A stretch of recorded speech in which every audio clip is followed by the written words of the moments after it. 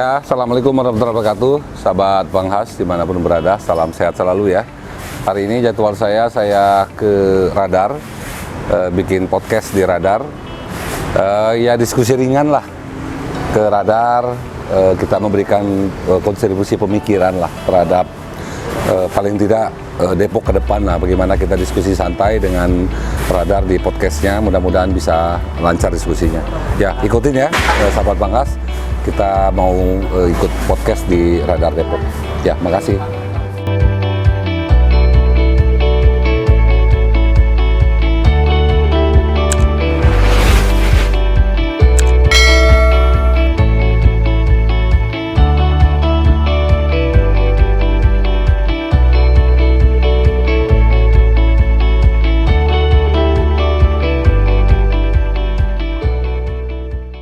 Assalamualaikum warahmatullahi wabarakatuh. Kembali lagi ke channel YouTube Radar Depok TV bersama saya, pemimpin redaksi Radar Depok.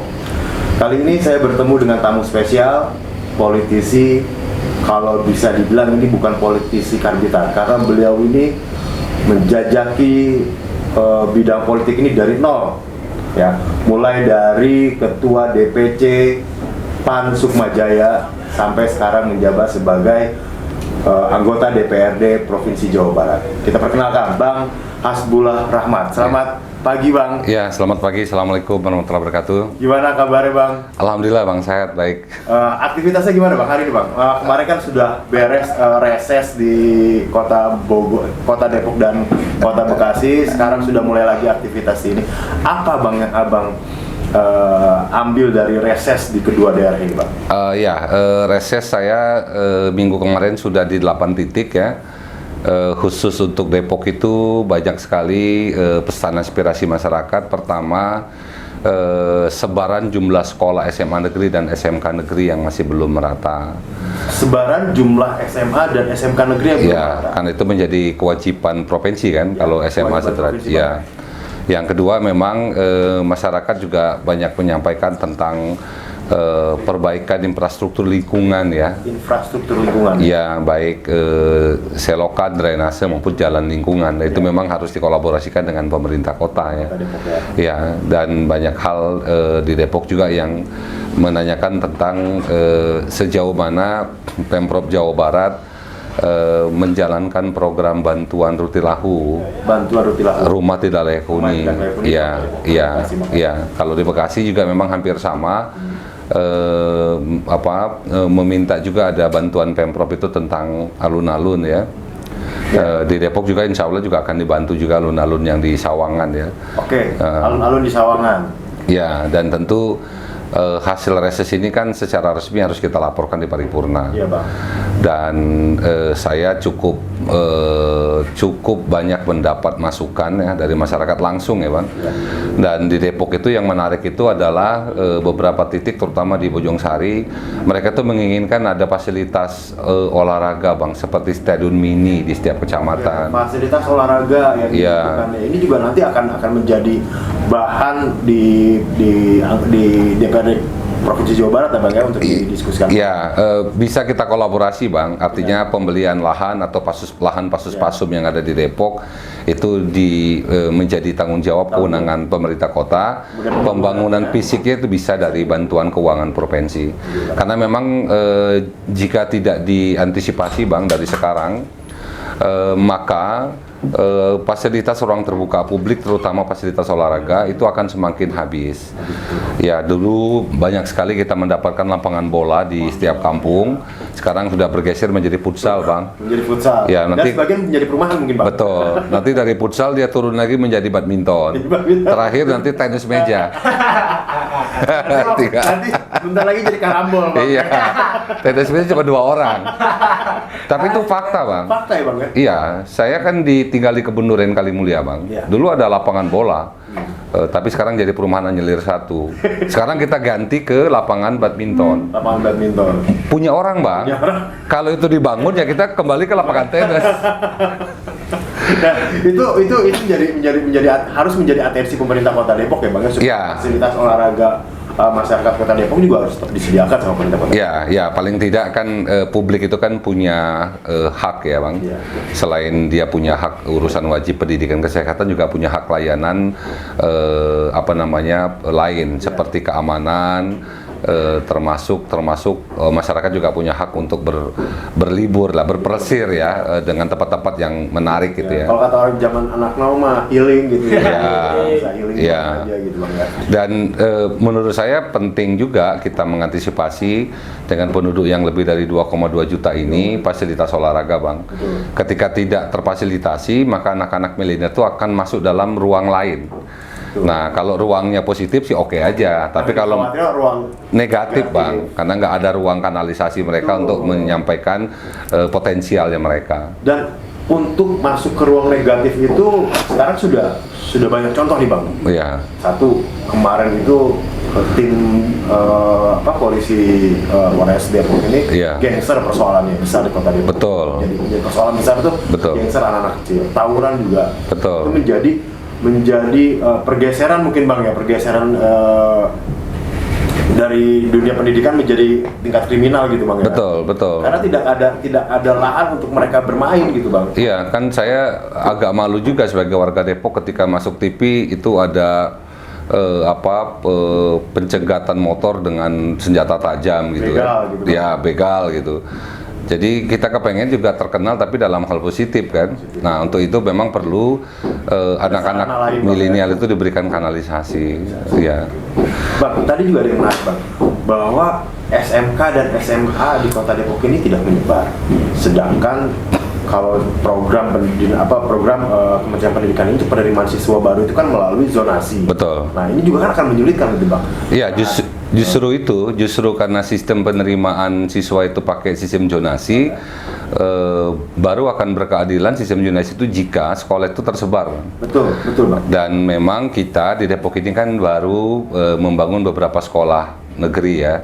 Ada SMA Negeri 11 di Sedialam TPRI, ada SMA 12 di Cipayung, ada SMK 3 di Kalimulia, ada SMK 4, dan sekarang akan dibangun SMA 14 di Beji. Dan memang kita tidak bisa terlalu banyak membangun sekolah karena yang paling besar belanja modal itu adalah dibeli tanah Bang di Depok ini. Babang bayangkan satu sekolah dengan luas 6.000 itu bisa 18 miliar di Depok ini. Hanya Ini sudah tinggi Bang. iya, karena nggak ada tanah yang di bawah 2 juta di Depok kan. Dimanapun nggak ada. Apalagi kalau kita disuruh mencari sekolah di Margonda. Wah. Ya kita nyerah Bang, nyerah. Maka digeser di kelurahan Beji ya untuk Margonda ya, karena nggak kuat Bang belanja modal tanahnya. Nah, karena Pemprov itu kan membeli tanah dan membangun sekolahnya. Tapi insya Allah kita juga akan menganalisa populasi penduduk yang padat, yang jumlah sekolahnya akan minim. Ya kita berharap ada kolaborasi usulan dari daerah ke kepala cabang dinas kita Bang. Kita punya kepala cabang di zona Depok untuk diusulkan titik mana yang ke depan yang kira-kira butuh SMA, SMK atau STM atau semi negeri. Nah, itu berarti kita menyiapkan alokasi anggaran pembelian lahan dulu Bang, baru pembangunan sekolahnya. Depok ini sudah ada 5 sekolah baru lah. 5 sekolah baru. Iya. Oke, Bang. Abang ini kan sebagai wakil rakyat ini kan banyak sekali pekerjaannya Bang ya. Banyak sekali pekerjaan Bang. Nah, untuk apa Bang ya? Untuk memisahkan antara kehidupan politik dan kehidupan pribadi seperti apa Bang? Awalnya memang kan saya ini kan lebih dulu saya terjun di dunia politik kan, baru saya menikah. Jadi saya wakil ketua DPRD tahun 99 itu kan menikah tahun 2000, berarti saya setahun lah lebih itu saya bujangan. Nah, jadi saya sampaikan ke calon istri saya bahwa saya orang politik. Di politik itu kan nggak ada batasan jam. Bisa pulang jam 2, kalau musim kampanye bisa pulang subuh gitu. Dan karena saya dipilih dari masyarakat ya tentu harus paham. Ya alhamdulillah istri paham. Jadi sejak saya menikah kita membuat kantin lah, restoran makan namanya Kantin Teteh di dekat masjid di KSU ya, dekat Masjid Merah itu. Dan itu saya mau kesana, Bang. cobain sayur asem istri saya cakep. Tuh, apa namanya Bang? Apa namanya? Kantin Teteh ya, Timbel Teteh ya. Oh, kantin Timbel Teteh Ya, KSU. yang di sebelum samping Masjid Merah itu. Samping Masjid Merah. Oke. Itu kita bikin usaha pada tahun saya jadi dewan di Kota Depok ya tahun 2000-an. Iya. Nah, jadi kalau selama saya tiap bulan tidak bawa uang gaji ya di Bulan rumah kalau tidak bawa uang gaji, ya tetap dapur ngebul, Bang. Karena ada usaha dagang nasi ya. Nah, sekarang alhamdulillah istri saya oleh mertua saya diberikan DO agen LPG ya. agen LPG. Ya, Oke, luar lebih biasa. kuat lagi dia. Jadi ada aktivitas selain menjadi anggota dewan gitu Bang. Ya, karena gini Bang, kalau kita meramu ini dalam gado-gado, maka kita tidak akan ideal seorang politisi dan tidak akan fokus untuk bekerja. Betul Bang. Kalau kita mikirkan listrik mau diputus besok, SPP anak kita belum bayar, kita bekerjanya pasti akan bercabang. Cabang betul Bang. Ya, walaupun belum besar ya, tapi kita punya pondasi minimal buat makan sama bayar sekolah anak-anak kan sudah aman. Fondasinya kuat Bang. Ya. Fondasinya sangat kuat. Jadi saya kira di luar itu semua memang tentu saling percaya kan intinya gitu Bang. Kalau kita seorang politisi selalu dicurigain ya mendingan dagang di rumah aja gitu. Betul Bang. Bang, kembali lagi ke dunia politik Bang. Abang kan sudah berkarir di dunia politik ini dari zaman bujangan nih Bang ya. Ya. Nah, itu kan menjadi ketua DPC PAN Sukmayjaya sampai saat ini menjadi anggota DPR. Abang melihat Kota Depok ini dari tahun ke tahun dan sampai sekarang ini seperti apa Bang? Apa pandangan Abang dan apa kira-kira yang ada yang kurang nih kayaknya mesti begini gitu Bang? Ya, sebenarnya Depok ini kan dalam geografis ya. Dia strategis Bang. Sangat strategis Bang, berbatasan dengan ibu kota. Ya, dan Jabodetabek ini kan masuk kawasan strategis nasional. Tapi sayang Bang, kita tidak mendapat benefit lebih dari posisi strategis ini gitu. Oke. Ya, satu contoh ya Bang. Dulu ketika saya Dewan pertama, itu kita mengusulkan mengatasin pelintasan sebidang di Ari Praman Hakim ada flyover. Untuk menghubungkan Jalan Raya Bogor ke Margonda ada Jalan Juanda. Dan Juanda ini. Ya, dalam tata ruang Bang, sesungguhnya Jalan Juanda itu mulai startingnya dari Tol Jagorawi Bang, Gas Alam, ketemu Jalan Juanda sekarang, tembus sampai ke Cinere Bang. Itu dalam tata ruang. Tapi alhamdulillah kan itu kan berhenti sampai di Jalan Margonda saja. dan akhirnya diambil oleh konsorsium Bang peluang itu dengan tol yang sekarang. Yang ada. Iya. Harusnya bisa menjadi jalur arteri. Iya, Bang, ya? orang kenapa berani bikin investasi besar Bang, walaupun cuma 14 kilometer jarak dari Jagorawi ke Cinere. Karena itu jalur biasa padat, Bang, ya? Jalur sangat hidup itu Bang, jalur sangat produktif dan hidup. Nah, paling tidak problem di Depok ini kan kemacetan Bang. Betul. Jadi problem besar itu Bang. Iya. Sudah Sabtu Minggu jalan ke Depok, wah salah. Ya, nah kenapa sih Jakarta membuat LRT itu sekarang memang sampai di Cibubur ya Bang, dan nanti akan terus ke Kota Bogor. Di Bekasi juga dibangun juga LRT. Nah, kenapa kita tidak berupaya membangun komunikasi ke kementerian, Bappenas atau ke kementerian terkait agar LRT itu juga dibelokin Bang, ikutin trase jalan tol Jagorawi Cinere, agar masyarakat Depok bekerja di Jakarta tepat waktu, nyaman dan bersih, nggak akan bawa mobil. Nah, tapi kan trasenya kan terus ke Kota Bogor itu Bang, LRT itu nggak akan belok ke Depok. Hanya Jagorawi aja tuh. Iya.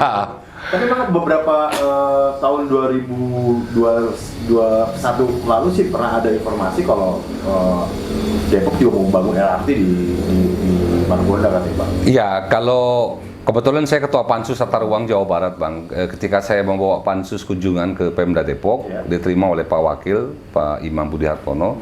Memang Depok itu dalam tata ruangnya juga merencanakan ada moda transportasi publik yang berbasis monorail dan kereta. Ya tentu tata ruang itu kan akan menjadi program jika dikolaborasikan dengan pemerintah pusat dan provinsi. Ya karena kan kewenangan menarik jalur trase kereta itu kan kewenangan Kementerian Perhubungan Bang, Dirjen Perkereta Apian. Ya, kita berharap kalau kita punya mimpi ada transportasi publik yang berbasis monorail, ya itu harus segera kita minta approval ya dari kementerian.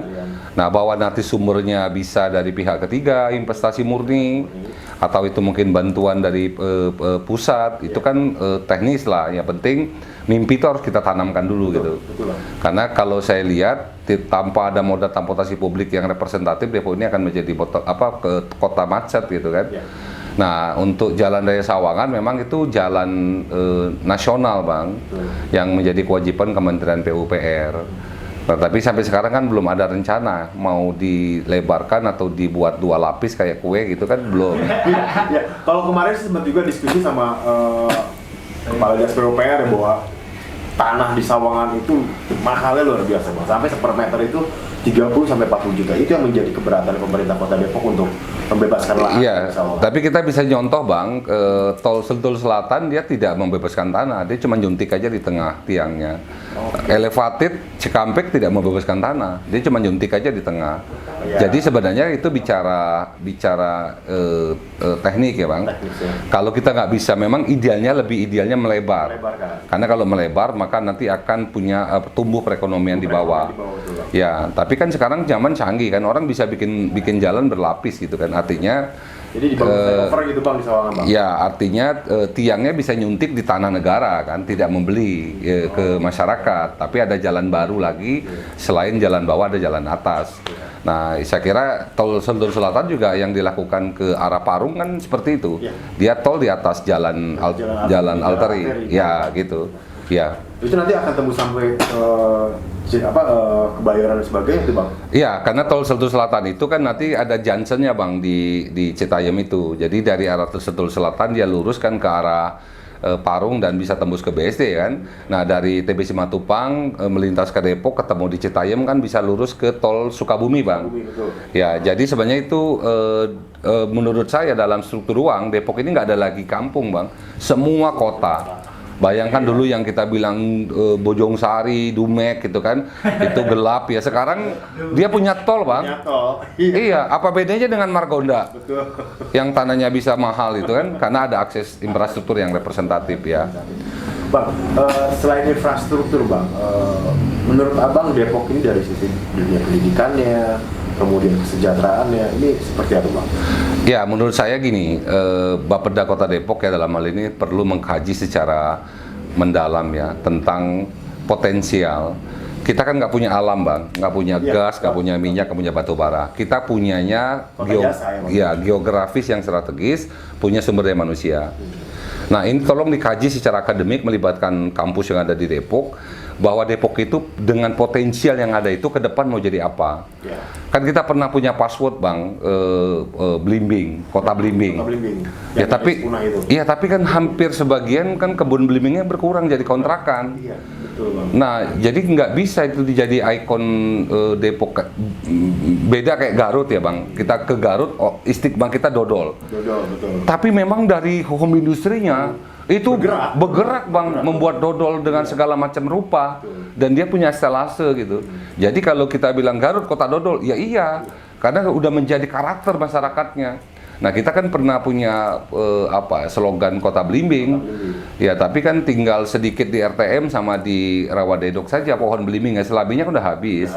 Nah, ini kan perlu dikaji menurut saya, Bang. Nah, maksud saya Depok ini punya potensial sumber daya manusia. Depok ini punya potensial letak geografis. Karena dia strategis, karena gini, Bang, Jakarta itu akan sulit mendapat ruang terbuka. Tetapi Jakarta itu adalah sentral perekonomian bangsa ini. Orang boleh dong kantor pusatnya di Jakarta tapi tidur di Depok, kan gitu. Tapi orang mau, Bang, tidur di Depok kalau infrastruktur ke Jakarta tuh di hitung menit tuh nyampe. Lah kalau berjam-jam dia ke Jakarta kan dia wegah juga tinggal. Nah, artinya konektivitas infrastruktur itu menjadi mutlak, Bang, untuk menumbuhkan kota itu menjadi berkembang. Nah, dengan infrastruktur konektivitas itu berkembang, maka otomatis tarikannya adalah ekonomi berkembang. Angkatan bekerja akan berkembang, akan terkurangi gitu. Nah, cuman sayang kita kan tidak ada momentum ya. Nah, saya satu sisi saya apresiasi kepada pemerintah kota yang akan membangun rumah sakit yang kedua di Tapos. Ya. Karena gini bang, logikanya jika kita punya satu rumah sakit di Sawangan dengan penduduk yang 2,2 juta lebih, halkul yakin bang, saudara kita yang sakit direkomendasi ke rumah sakit pasti akan dilempar lagi ke rumah sakit lain. Karena ruang rawatnya terbatas. Nah sekarang dibangun lagi di Tapos. Ya harusnya itu memang punya kapasitas ruang yang cukup besar gitu untuk menampung masyarakat. Kan idealnya gini, masyarakat Depok idealnya kan sakit dirawatnya di Depok dong. Kalau sakit dirawat di Cipto, di Fatmawati kan Jakarta bang, atau di Cekarit kan Bogor. Nah tapi karena tidak cukup ruang fasilitasnya kan tentu dioper. Nah itu saya apresiasi ketika sudah ada inisiasi itu. Yang kedua saya dengar Pak Wali akan membangun Masjid Agung di Depok. Masjid Agung. Ya, saya kira ini harusnya sudah terbangun 15 tahun yang lalu bang. Harusnya bang. Iya, karena kita butuh simbol bang. Iya. Kalau kita masuk ke daerah kota kabupaten di daerah orang itu ada simbol bang.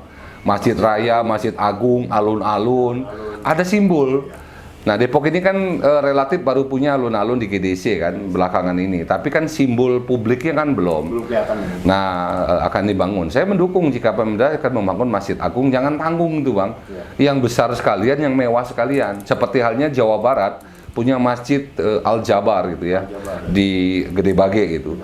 Itu kalau kita mendarat dari mau mendarat ke Hussein itu kelihatan betul bahwa masjidnya kan mewah. Ya, jadi kita punya kebanggaan bang, Jawa Barat punya kebanggaan punya Masjid Al-Jabar yang memang mewah gitu. Nah Depok saya kira perlu ada program yang menjadikan kebanggaan bagi seluruh lapisan masyarakat.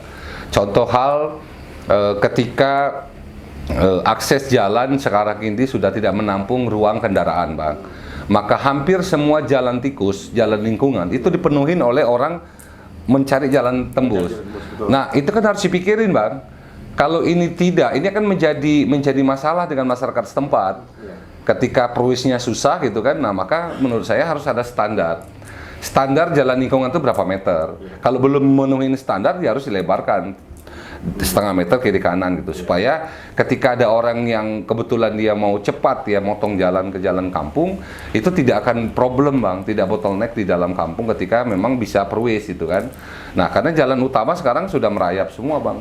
Betul. Ya tiap hari. Kalau kita lewat jalan-jalan di kota Depok ini kan sudah betonisasi, kemudian ya jalannya pas-pas begitu bang. Ya. Kalaupun memang harus dilebarkan itu pasti akan membutuhkan biaya yang sangat besar gitu bang. Iya, tapi kan dulu kan nggak ada bang jalan Sentosa bang. Iya. Tapi kita bangun, kita beli tanah, kita bangun tembus Depok Timur, Depok Tengah itu tidak lagi melambung ke Siliwangi untuk ke Margonda, dia cukup melalui Juanda ke Margonda. Itu kan buktinya nggak ada jalan Sentosa, tapi kan bisa ada bang. Jadi kalau kita melihat ada keinginan untuk membebaskan lahan tembus ya, konektivitas antara kecamatan katakanlah, yang kemungkinan jalan lingkungannya nggak mungkin bisa dilebarkan karena padat penduduk, ya kan kita bisa membuat jalan tembus antar kecamatan dengan peta bidang yang paling pendek, yang paling strategis ya, dengan anggaran sekian, maka kita bisa mampu mengurai sekian kemacetan kan gitu. Seperti halnya Jalan Sentosa walaupun tidak panjang itu efektif bang. Orang Depok 2, Depok Timur tidak lagi melambung melalui Siliwangi ke Margonda, tapi cukup dia bypass ke Juanda, tinggal dia mau milih mau masuk tol ke kanan, mau ke Margonda ke kiri. Sebelumnya tidak ada jalan itu bang. Itu zaman saya di DPRD kota itu kita bebasin dan kita bangun Jalan Sentosa Raya bang namanya gitu. Terus kemudian kalau untuk perencanaan ke depannya gimana bang? Untuk kota Depok, untuk di infrastruktur jalannya bang? Ya, Komisi 4. Iya gini, untuk infrastruktur ya kewajiban provinsi di Depok itu kan di jalan provinsi yang ada di Depok. Panjang jalan provinsi yang di Depok itu totalnya 11,5 kilo bang. Sedikit di Dewi Sartika, sedikit di Tol Iskandar, pertigaan Masjid Al-Huda, dan sedikit juga di Juanda. Dan yang paling panjang itu adalah dari KSU, pertigaan KSU sampai ke rel kereta Bogor bang. Dan saya jamin bang, jalan provinsi di Depok itu semuanya udah mulus. Udah bagus ya? Iya, terakhir kita anggarkan pelebaran dan pembangunan jalan provinsi yang dari KSU terusan dari Kalimulia ke rel kereta bang. Jadi kalau abang ke KSU sampai ke rel kereta itu udah mulus hotpeaknya, itu jalan provinsi yang udah kita bangun. Nah tahun ini karena ada project underpass di Dewi Sartika, nah kita kan kepengen jalan itu kan tidak mati bang. Maka kita anggarkan tahun ini 20 miliar untuk untuk merapikan jalan Dewi Sartika yang bisa langsung belok ke sejajal rel bang. Jadi di bawah ada jalan underpass, tapi di kirinya bisa dipakai lagi jalan yang ke kiri. Waktu itu kan harus ditata jalan itu. Nah tahun ini ke kiri dia langsung ke ini ya? ya ke sejajar rel bang. Sejajar rel. Ya yang tembus ke Arif Rahman Hakim. Ya nah, itu kita anggarkan tahun ini 20 miliar. 20 miliar. Artinya infrastruktur jalan provinsi di Kota Depok alhamdulillah aman bang. Ya kita kawal betul lah karena saya di Komisi 4 ya di infrastruktur. Agar jalan provinsi di Depok itu sedapat mungkin dia mulus. Maksimalkan begitu bang. Ya, PR saya tinggal menambah rambu dan PCU bang di jalan provinsi itu agar meresistensi tingkat kecelakaan. Ya, dulu kan jalan dari KSU ke Bogor itu kan jalannya kecil belok-belok bang, beloknya patah-patah dan itu nggak lazim. Nah, sementara ini kan jalan strategis bang, jalan penghubung antara Kota Depok dan Kabupaten Bogor. Ya sekarang udah dilebarkan kiri kanan dan relatif sudah aman gitu bang, udah mulus dan aman gitu. Ya. Ya, beruntung banget ya masyarakat Kota Depok ada wakilnya nih Bang As di DPRD Provinsi Jawa Barat. Bang, kalau ngomong-ngomong tentang tahun 2024 nih bang, saya sih dengar-dengar katanya abang mau siap nih bang bertampil menjadi calon bang. Gimana ini bang? Ya tentu saya sebagai kader partai ya bang, saya akan samina watona terhadap keputusan partai bahwa iya itu prinsip sebagai kader ya. Bahwa saya diperintahkan maju di pilkada siap bang saya. Siap bang ya? Iya, bahwa saya diperintahkan maju di parlemen juga siap. Karena kader partai harus siap untuk menjalankan perintah partai. Tetapi begini, pemilu 2024 itu kan terpisah deh bang. Iya. Bulan Februari itu adalah pemilu memilih presiden, DPD, DPR RI, provinsi dan kota kabupaten. Bulan November itu milih gubernur dan wali kota, bupati. Nah tentu untuk pilkada di Depok itu akan tergambar petanya gitu bang, pasca bulan Februari 2024. Karena disitulah akan ya itu akan nampak terang mana partai yang bisa ngusung sendiri, mana partai yang harus gabungan partai politik untuk ngusung. Itu petanya di situ. Kecuali pilpres ya bang, pilpres kan mengambil dari hasil pemilu kemarin ya sekarang. Tapi kalau pilkada di Depok, menurut saya hari ini partai politik semuanya masih zero bang. Masih nol ya bang. Masih zero karena kita tunggu Februari. Nah, nanti tinggal tergantung program dan kader partainya untuk memenangkan pemilu di 2024 bulan Februari. Nah, hasil perhitungan pemilu 2024 itulah yang dipakai untuk mengusung pilkada bulan November. Gitu. Nah, saya kira itu masih agak jauh bang petanya, tapi sebagai kader partai ya saya siap untuk diperintahkan partai lah. Well, ketika sudah menyatakan siap berarti beliau juga abang juga harus siap untuk memperjuangkan kursi PAN ini semakin naik gitu bang. Ya harapan saya masyarakat Kota Depok 2024 banyak milih PAN lagi. Ya biar ada perubahan bang. Ada perubahan betul bang. Ya kan kita sebagai warga Kota Depok kan pengen bangga bang tinggal di Depok. Betul. Pertama nggak macet, yang kedua tingkat pengangguran berkurang, yang ketiga nilai ekonomi masyarakat bertambah. Kan sekarang canggih bang, nggak mesti harus buka toko kan.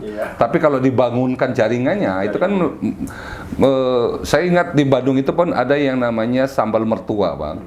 Mungkin awalnya dia iseng bikin sambal itu bang, diupload di Facebook ya. Gitu ya. Tapi sekarang kan sambal mertua itu udah di mana-mana ada gitu. Betul. Artinya walaupun dia tidak punya toko, tapi dia punya produktivitas kan bisa dikenal dengan sistem sekarang ya, IT sekarang kan canggih ya. Tinggal dibantu aja sama pemerintah bagaimana untuk peningkatan kualitas di masing-masing UKM itu bang ya. Ya, yang kedua menurut saya ada urusan wajib bang. Negara ini termasuk pemerintah Kota Depok untuk melaksanakan ke masyarakat. Pertama urusan pendidikan, yang kedua urusan kesehatan. Nah, apakah jumlah sebaran sekolah SMP sederajat itu sudah sesuai dengan populasi jumlah SD? Itu kan tanggung jawab pemerintah kota bang, karena itu kan bicara mencerdaskan kehidupan bangsa itu kan undang-undang tuh perintahnya kan negara, masyarakat dan orang tua. Nah, Pemprov juga akan membantu Kota Depok membangun sekolah-sekolah baru setiap tahun di Depok. Nah, yang kedua kesehatan bang, apakah puskesmas kita semua sudah 24 jam? Kan kita punya 11 puskesmas induk. Dan saya yakin kan belum semuanya 11-11 24 jam. 4 jam melayani masyarakat ya Bang ya. Kita harus punya target Bang, harus 24 jam semua. Bahwa membangun Puskesmas itu duitnya dari Pemprov itu kan teknis, bisa kita usulkan. Tetapi kan ada mimpi kita untuk menjadikan Puskesmas itu pelayanan paling utama, paling dekat dengan masyarakat. Contoh Bang, ketika ada masyarakat mau melahirkan pembukaan 4, menurut saya udah aja dirawat di Puskesmas sampai selesai, sampai lahir aman, gratis itu. Di Puskesmas ada juga rawat inap. Ada. Kalau 24 jam pasti ada dokter siaga dong, ada bidan siaga. Kecuali operasi sesar, baru kita lempar ke kita rekomendasikan ke rumah sakit. Nah, tapi kan harus tersebar. Karena Pak Gubernur Jawa Barat menginginkan layanan Puskesmas di Jawa Barat itu sedapat mungkin semuanya 24 jam, Bang. Nah, ini kan belum semua. Nah, maksud saya tentu ini harus menjadi PR, kan ini kan urusan wajib negara, Bang. Makanya undang-undang memerintahkan 10% harus disisihkan untuk kesehatan, 20% disisihkan untuk pendidikan. Karena itu wajib. Nah, tapi apa programnya kan gitu, Bang. Nah, programnya kan harus nyata gitu, sehingga uang itu tidak habis hanya untuk kebutuhan rutinitas, tapi yang dirasakan oleh publik lebih banyak gitu. Nah, saya sebagai anggota Dewan Provinsi Jawa Barat, Bang, di Depok ini tentu diminta atau tidak diminta, saya tentu pasti akan berjuang untuk Depok.